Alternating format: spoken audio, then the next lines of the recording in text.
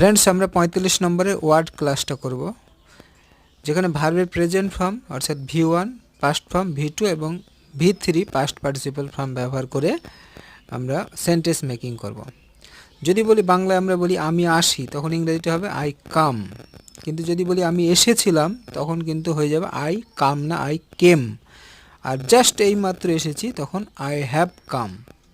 সিমিলারভাবে আরও আমি অভিযোগ করি আই কমপ্লেন, কিন্তু যদি বলি আমি অভিযোগ করেছিলাম, তখন আমাদেরকে কি বলতে আই কমপ্লেইনড ইডি ভার্বের সাথে। এবং জাস্ট এই মাত্র অভিযোগ করেছি, তখন আই হ্যাভ কমপ্লেইনড। সিমিলারভাবে I confirm, I confirmed, I have confirmed. I cook, I cooked, I have cooked. আবার হতে পারে আই সুইম, আমি সাঁতার কাটি, আই সোয়াম, আমি সাঁতার কেটেছিলাম, আই হ্যাভ সোয়াম মানে আমি সাঁতার কেটেছি। রাইট, আমি লিখি,